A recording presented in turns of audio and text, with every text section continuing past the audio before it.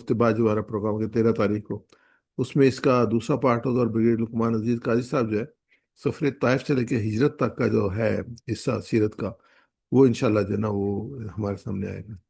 اس کا ہم جو ہے وہ تیسرا حصہ، تیسرا پروگرام بھی رکھیں گے ایک اس کے بعد تیسرے ہفتے میں، اور یہ جو ہوگا وہ حصہ سوم ہوگا، یہ مدنی دور ہوگا نبی کریم صلی اللہ علیہ وسلم کے مدینہ منورہ میں۔ دیکھیں گے ہم اس کو کہ اگر ایک پروگرام میں ایک سٹنگ میں ہم مکمل کر سکے، ورنہ ہو سکتا ہے اس کو پھر ہم آگے 27 تاریخ تک اس کو لے جائیں۔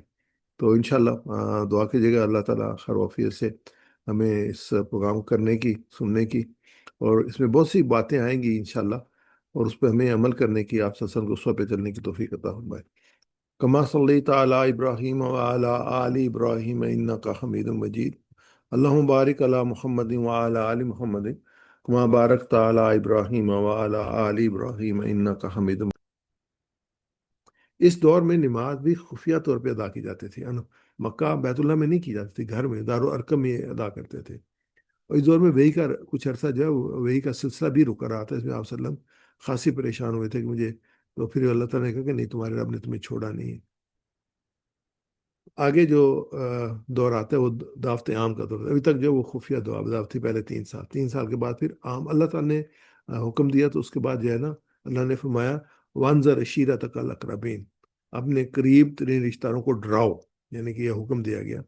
شورا شعراء کی آیت ہے، تو آپ نے جو ہے وہ کھانے کی دعوت کی، اور سب جو ہے رشتہ داروں کو وہاں پہ بلایا۔ اس میں 45 افراد شریک ہوئے، آپ کے خاندان کے 45 افراد شریک ہوئے۔ ابو لہب نے اس میں مخالفت کی، آپ نے دعوت پیش کی، ابو لہب نے مخالفت کی، اور ابو طالب کا خاموش حمایت کا اعلان تھا، وہ خاموش رہے۔ انہوں نے جو ہے وہ نہ مخالفت کی، نہ آگے بڑھ کے اس کو جو ہے وہ پروجیکٹ کیا، ایک خاموشی اختیار کی۔ حضرت علی نے اعلانیہ حمایت کا اعلان کیا، اور اس کے الفاظ ہے کہ میں بچہ ہوں، میری آنکھیں خراب ہیں، میری ٹانگیں پتلی ہیں، لیکن میں آپ کو سپورٹ کروں گا، میں آپ کے ساتھ کھڑا ہوں گا۔ پھر آپ صلی اللہ علیہ وسلم نے اوپن جب دعوت کا اعلان ہوا تو آپ صفا کی پہاڑی پہ چلے گئے، اور وہاں پہ وہ مشہور واقعہ ہے کہ آپ صلی اللہ علیہ وسلم نے کہا کہ میں نے زندگی گزاری ہے، تم مجھے کیسے پایا کہ آپ صادق ہیں، آپ امین ہیں؟ اگر میں کہوں کہ اس طرف سے پہاڑ کی طرف سے ایک لشکر جو ہے تم پہ حملہ اور ہونے والا ہے، تم کیا کرو گے؟ ہم کہ ایکسیپٹ کریں گے؟ تو پھر آپ صلی اللہ علیہ وسلم نے اللہ کی توحید پر بلایا، تو اس میں ابو لہب نے مخالفت کی، باقی خاموش تھے۔ اس نے کہا کہ اس کام کے لیے ہمیں بلایا تھا۔ نبی صلی اللہ علیہ وسلم ہر قبیلے، ہر شہر کے سرداروں کو دعوت پیش کرتے، لوگوں کی محافل میں، مجالس میں، مجمع میں تشریف لے کے جاتے، خصوصی تہواروں اور موسم حج میں لوگوں کے سامنے دعوت پیش کرتے، ہر ملنے والے غلام، آزاد، کمزور، طاقتور، امیر، غریب کو راہ حق دکھاتے، یعنی کہ آپ دعوت دے رہے تھے۔ اعلانیہ تبلیغ کے نتیجے میں نبی صلی اللہ علیہ وسلم کو تبلیغ کی راہ میں رکاوٹوں اور لوگوں کی بے رخی، ٹھٹھا، مذاق، اظہار ثانی کا سامنا کرنا پڑا، یعنی لوگوں نے اس کو آسانی سے ایکسیپٹ نہیں کیا۔ اس میں مجھے وجہ کی تھی کہ ان کے عقائد پہ زد پڑ رہی تھی، جو ان کے عقائد تھے ان پہ زد پڑ رہی تھی۔ تو ان میں ہم دیکھتے ہیں ان کے عقائد میں کیا تھا کہ ان کے ہاں اللہ نے اپنے بعض مقرب بندوں، مثلا پیغمبروں، اولیاء، بزرگان کو اس دنیا میں بعض کاموں کے لیے کچھ تصرف دے رکھا ہے، یہ ان کی نظریہ تھا۔ یہ کیا ہے؟ یہ اولاد دے سکتے ہیں، مصیبت دور کر سکتے ہیں، بیماروں کو شفا دیتے ہیں، غیبی طریقوں سے بندوں کی ضرورتیں پوری کرتے ہیں، بلائیں ٹالتے ہیں، جس سے خوش ہوتے ہیں اس کے لیے اللہ کے ہاں سفارش کرتے ہیں۔ یہ ان کا بگاڑ تھا، یہ ان کا نظریہ تھا۔ اچھا، اسی کو اگر آپ تھوڑا سا اپنے معاشرے میں، اپنے زمانے میں، اپنے وقت میں، اپنے ماحول میں امپلیمنٹ کریں، تو یہ چیزیں ہمیں ابھی نظر آتی ہیں کہ جو بزرگان دین ہیں، جنہوں نے دین کی اشاعت کی ہے، اب دنیا سے جا چکے ہیں، تو لوگوں نے یہ ساری چیزیں ان کے ساتھ منسلک کی ہوئی ہیں، تو یہ اکیلے نہیں تھے۔ اور ان کے عقائد یہ کہ جو عقائد کیا تھے شرکیہ اعمال میں، کہ اللہ اور ہمارے درمیان وسیلہ ہیں، اللہ کے ہاں سفارش کریں گے، اللہ کے ہاں دعا قبول کراتے ہیں، اور یا اس کے دیے ہوئے میں سے صرف تصرف کے ماتحت خود ایسا کر لیتے ہیں، یعنی اللہ تعالیٰ نے ان کو جو ہے نا یہ اذن دیا تو اس سے یہ کرتے ہیں، یہ اولیاء جو ہیں، یہ بزرگ جو ہیں اس میں۔ تو یہ ان کے نظریات تھے، اور جو قبروں میں آستانے بناتے تھے، ان کے خلاف آس پاس چکر لگاتے تھے، نظر نیاز پیش کرتے تھے، سونا، چاندی، غلہ، جانور چھپائے، کھیتی، مال و اسباب ان کے نظر کرتے تھے، اور یہ چیزیں مجاوروں کو پیش کرتے۔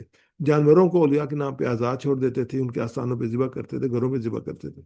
اولیاء اور بزرگوں کے نام پر میلے لگاتے تھے، سالانہ میلہ بہت اہم ہوتا تھا، ان میں دور نزدیک ہر طرح کے لوگ حاضر ہوتے تھے، اپنی نظر نیاز پیش کرتے تھے، مقصد حاصل کرنے کی امید رکھتے تھے۔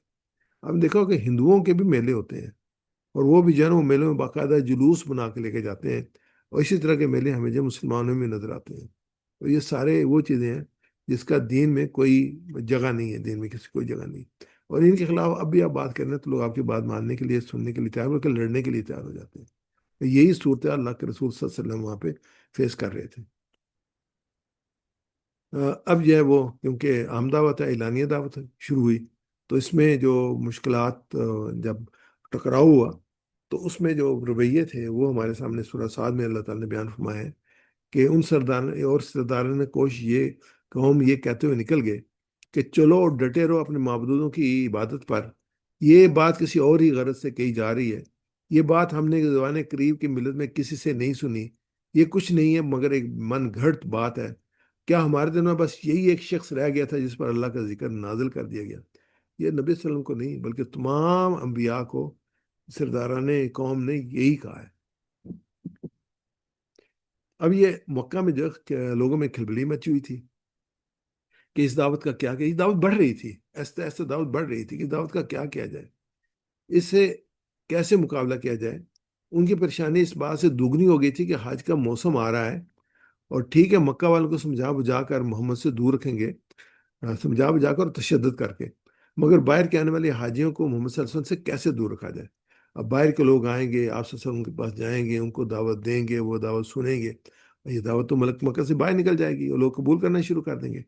تو اس پہ ان کی مجلس ہوئی اسی ایجنڈے پہ، اور ولید بن وغیرہ جو تھے، جو بڑی عمر کے تھے اور صاحب مرتبہ تھے، وہ اس کو لیڈ کر رہے تھے. اس نے لوگوں سے خطاب کرتے ہوئے کہا، دیکھو محمد کے پیغام سے مکہ کے لوگوں کو تو ہم کس طرح دور رکھ سکتے ہیں، لیکن باہر جو لوگ مکہ میں حج کرنے کے لیے آئیں گے ان کو محمد سے کیسے دور رکھنے کے لیے ابھی ہی سے کوئی پلان بنا لو تاکہ سب ان کو ایک ہی بات کہیں.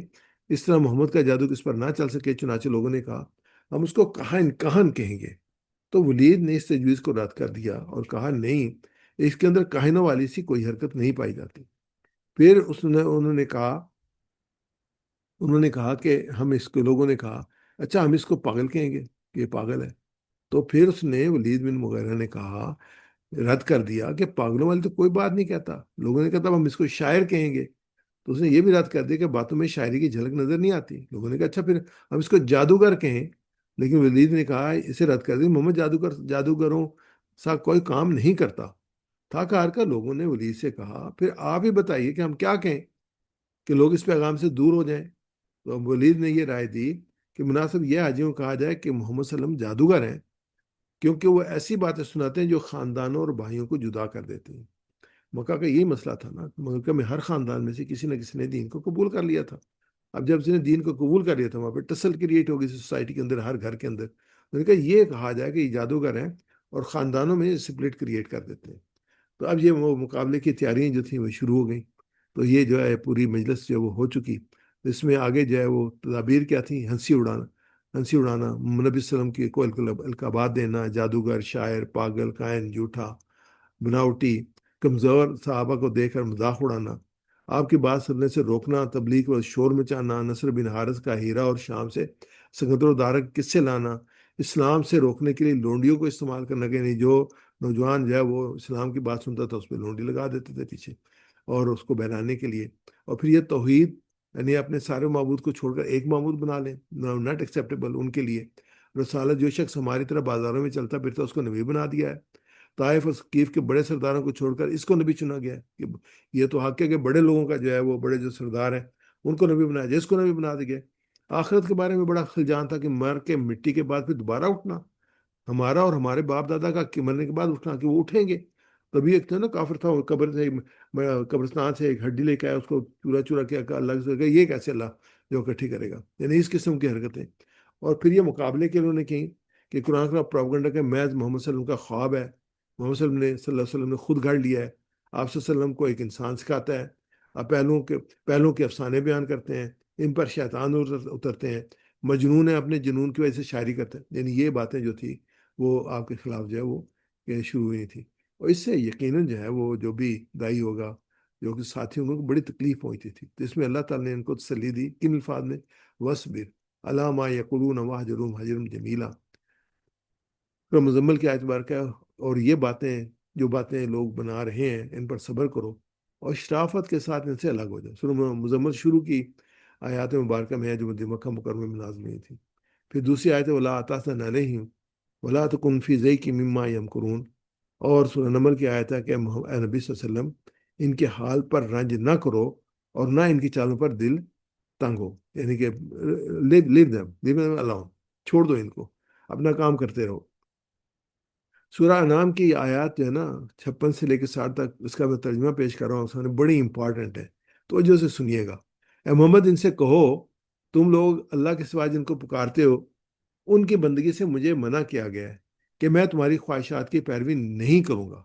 اگر میں نے ایسا کیا تو گمراہ ہو گیا، راہ راست پانے والوں میں سے نہ رہا. کہو میں اپنے رب کی طرف سے ایک روشن دلیل پر قائم ہوں. اگر تم نے اسے جھٹلا دیا، اب میرے اختیار میں یہ وہ چیز نہیں جس کے لیے تم جلدی میں چاہ رہے ہو. فیصلے کا سارا اختیار اللہ کو ہے، وہی امر حق بیان کرتا ہے، وہی بہترین فیصلہ کرنے والا ہے.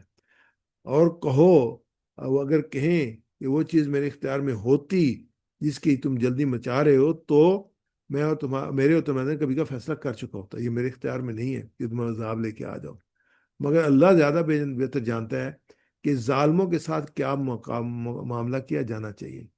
یہ بڑی آیت 59 بہت امپارٹنٹ آیت ہے. بہت سے جو سوچ و نظریات ہیں وہ اس میں کلیئر ہوتے ہیں. ایک اسی کے پاس غیب کی کنجیاں ہیں جنہیں اس کے سوا کوئی نہیں جانتا، یعنی غائب کو اللہ کے سوا کوئی نہیں جانتا. بحر و بر میں جو سب ہے سب سے واقف ہے، یعنی زمین میں اور خشکی میں اور سمندر میں جو کچھ بھی ہے جو سب سے جو ہے اللہ واقف ہے. یہ بڑی امپورٹنٹ آیت کا حصہ ہے. درخت سے گرنے والا کوئی پتا ایسا نہیں ہے جس کا اسے علم نہ ہو. ہمیں تو اپنے گارڈن میں لگے ہوئے درخت کے پتوں کا پتہ نہیں ہوتا، تو وہ کائنات میں زمین میں لگے ہوئے جتنے درخت ہیں ان کے پتوں تک کا اس کو علم ہے. اس کے علم کا آپ دیں یہ کہ اللہ تعالیٰ ہمارے ایمان میں اور اضافہ فرمائے کہ درخت کے پتوں تک کا علم ہے. فرمایا درخت سے گرنے والا کوئی پتا ایسا نہیں جس کا اس کو علم نہ ہو.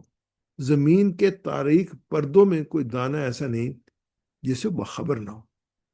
سبحان اللہ، سبحان اللہ، سبحان اللہ. یعنی یہ ہے اس کے علم کی کہ جو زمین میں دانے ہیں جو بوئے جن کو ڈالا گیا ہے، جو جن کے درخت بنیں گے، جن کی جو ہے وہ فصلیں بنے گی، ان تک کو وہ جانتا ہے. خشک و تر سب کچھ ایک کھلی کتاب میں لکھا ہوا ہے اس کے پاس، آلریڈی ڈاکومنٹڈ ہے. جانتا نہیں ہے، ڈاکومنٹڈ لکھا ہوا ہے، سب کچھ ایک کھلی کتاب میں لکھا ہوا ہے. یہ آیت بڑی امپورٹنٹ ہے، دوبارہ میں اس کا ترجمہ پڑھوں گا. اسی کے پاس غیب کی کنجیاں ہیں جنہیں اس کے سوا کوئی نہیں جانتا. بحر و بر میں جو کچھ ہے سب سے واقف ہے. درخت سے گرنے والا کوئی پتہ ایسا نہیں جس کا اسے علم نہ ہو. زمین کے تاریک پردوں میں کوئی دانہ ایسا نہیں جس سے باخبر نہ ہو. خشک و تر سب کچھ ایک کھلی کتاب میں لکھا ہوا ہے. وہی ہے جو رات کو تمہاری روحیں قبض کرتا ہے اور دن کو جو کچھ تم کرتے ہو اسے جانتا ہے. ہم روزانہ سوتے ہیں نا، اور رات کو سوتے ہوئے خاصا ایک ٹائم ایسا آتا ہے کہ جس میں ہمیں کوئی علم نہیں ہوتا ہم کہاں پہ ہیں، جس کو ہم ڈیپ سلیپ کہتے ہیں. ہمیں نہیں پتا ہوتا ہم کہاں پہ ہیں، لیکن پھر ہم اٹھتے ہیں دوسرے دن، اللہ تعالیٰ ہماری روحوں کو لٹا دیتا ہے اور دوبارہ ہم اپنا کام کرتے ہیں. پھر دوسرے دن تمہیں اسی کاروبار کے عالم میں دوبارہ بھیج دیتا ہے تاکہ زندگی کی مقرر مدت پوری ہو. آخر کار اسی طرف تمہاری واپسی ہے. یہ دیکھیں اللہ تعالیٰ نے آلریڈی ڈاکومنٹ کیا ہوا ہے کہ ہم نے کتنا اس زمین پہ رہنا ہے، کتنا ہم نے رزق کھانا ہے، کہاں سے کھانا ہے، یہ سب لکھا ہوا ہے. اور انسان کی موت نہیں آتی جب تک وہ مکمل نہ ہو جائے، لیکن اینڈ میں پھر اللہ کی طرف جانا ہے. اور اللہ تعالیٰ نے یہ ہمیں کیوں دیا ہے؟ اللہ تعالیٰ دیکھنا چاہتے ہیں ہم کیا کرتے ہیں. الذی خلق الموت والحیات لیبلوکم ایکم احسن عملا. اور پھر وہ تمہیں بتا دے گا تم کیا کر کے آتے ہو. پھر یہ جو کچھ کرتے ہو تم، یہ سب ڈاکومنٹڈ ہے اور یہ تمہارا نام اعمال ہے جو کہ دے دیا جائے گا. آج جو ہے کہ زمانے میں، جس زمانے میں ہم رہ رہے ہیں، تو یہ ڈاکومنٹیشن جو ہے نا وہ بہت آسان لگتی ہے، کبھی بڑی مشکل لگتی ہے. کبھی لوگ کیسے سوچتے ہوں کیسے لکھا جاتا ہے. اب تمہیں پتہ ہے کہ ایک ویڈیو بنائی جائے اس کو 10 دفعہ جو ہے وہ پلے کیا جا سکتا ہے. آڈیو بنائی جائے اس میں آواز جو ہے وہ کیپچر ہو جاتی ہے، جتنی دفعہ مرضی سن لیا جائے پورا ایگزیکٹلی. ابھی ہم جو ہے وہ جو سرچ کرتے ہیں، کمپیوٹر یوز کر رہے ہوتے ہیں، وہ ایک سیکنڈ کی ہسٹری میں بتاتا ہے کہ تم نے یہ یہاں گئے ہو، یہ دیکھا، یہ کام کیا، اور ہسٹری کو سیو بھی کرتا ہے. تو یہ اللہ تعالیٰ کا نظام تو کہیں زیادہ اس سے جو ہے وہ پرفیکشن والا ہے. یقیناً ہر ایک لمحہ ہمارا جو ہے وہ ڈاکومنٹڈ ہے، اور قیامت کے دن بتا دیا جائے گا. نبی صلی اللہ علیہ وسلم اور صحابہ کو پہنچنے والی تکلیف کی حکمت کیا تھی؟ یعنی کہ اللہ قادر مطلق ہے، تو پھر یہ مشکلات کیوں؟ اسلام کے دعوت کے ابتدائی دور میں نبی صلی اللہ علیہ وسلم اور آپ کے صحابہ کو طرح طرح کی تکالیف اور آزمائش سے گزرنا پڑا. ان مصائب کے پیچھے بے شمار حکمتیں پوشیدہ تھیں، جو آج بھی ہمیں زندگی گزارنے کا سبق دیتی ہیں. اس میں صبر اور استقامت کی تربیت. مشکلات نے نبی صلی اللہ علیہ وسلم اور صحابہ کو صبر، حوصلہ اور استقامت کے اصل اعلیٰ مثال بنا دیا. یہ تکالیف جو اس بات کی تیاری تھیں کل امت کے لیے رہنما اور صبر کا امام بنے. خالص ایمان کی پہچان آزمائش نے یہ واضح کر دیا کون اسلام کے ساتھ سچا ہے اور کون زبانی دعویٰ کر. یہ مکہ میں تھا، مدینہ میں ایسے نہیں تھا. مکہ میں کوئی منافق نہیں تھا، سب خالص مسلمان تھے یا کافر تھے، یا انہوں نے ایکسیپٹ کیا یا ریجیکٹ کر دیا. مدینہ میں تھے جب پاور آئی نہ مسلمانوں کے پاس، تو وہاں سے بہت سے لوگ جو نا وہ شامل ہو گئے جن کا ایمان پختہ نہیں تھا، کہ وہاں پہ آزمائش نہیں تھی جو کہ آزمائش مکہ میں تھی. تو مکہ میں جو ہے وہ جو ہے وہ آسان نہیں ہے مسلمان کہنا اپنے آپ کو. اور ایمان والوں کے لیے یہ مشکلات ان کے دل کی گہرائیوں میں ایمان کو مضبوط کرنے کا ذریعہ بنی، اور اس سے کیا تھا کہ ان کا ایمان اور زیادہ مضبوط ہوا. ظلم کی ایک مثال لے لیتے ہیں، بے شمار مثالیں ہیں. حضرت عمار رضی اللہ تعالیٰ عنہ بن یاسر، ان کے والدین کو چلچلاتی اس دھوپ میں تپایا جاتا. ان کے اللہ کے رسول کا ان کے پاس سے گزر ہوتا اور دل پھٹ کر رہ جاتا. لیکن زبان پر یہ الفاظ آتے، صبرن آل یاسر فإن موعدکم الجنہ، کہ آل یاسر صبر کرنا تمہارا ٹھکانہ جنت ہے. عذاب کی تاب نہ لا کر عمار کے والد دنیا سے چل بسے. والدہ سمیہ کمبخت ابو جہل کی آپ کی شرمگاہ پر نیزہ مارا، جس سے وہ شہید ہو گئیں، اور یہ اسلام کی سب سے پہلی شہید ہیں.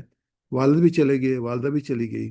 عمار مشرقین سخت گرمی کے دنوں میں کبھی لوہے کی ذرہ پہنا دیتے، کبھی سینے پہ بھاری پتھر رکھ دیتے، کبھی پانی میں ڈبو دیتے. تو یہ سختیاں تھیں جو انہوں نے اس لیے کہا کہ قالوا ربنا اللہ، کہ اللہ ہمارا رب ہے. اس کے بعد ہم دیکھتے ہیں کہ یہ اللہ کے توکل کی تعلیم ہے. جب ہر سہارا ٹوٹ گیا تو اللہ اہل ایمان کو یہ سمجھ آ گئی کہ اصل سہارا صرف اللہ کی ذات ہے. یہی یقین آگے چل کر فتوحات کی بنیاد بنا. دعوت کی طاقت کا اظہار، دشمنوں کی سختیوں کے باوجود اسلام رکا نہیں مگر مزید پھیلتا گیا. یہ ظاہر ہوا کہ دین انسانوں کے زور سے نہیں بلکہ اللہ کی مدد سے قائم ہے. امت کے لیے سبق یہ ہے کہ یہ تکالیف امت کو یہ پیغام دیتی ہیں کہ دین کی راہ میں مشکلات آئیں گی، مگر ان کا صبر سے مقابلہ کرنا اصل کامیابی ہے. اور یہ دوبارہ میں آج کی اپنی زمانے میں غزہ کے مسلمانوں پر ہونے والے ظلم اور ان کا جو ہے استقامت کے ساتھ کھڑا رہنا اور برداشت کرنا اور سرنڈر نہ کرنا جو ہے وہ ہمارے سامنے ہے. اگر صحابہ نے بھوک پیاس جلاوطنی ظلم برداشت کیا، تو آج کے مسلمان کو بھی دین کے لیے قربانی سے پیچھے نہیں ہٹنا.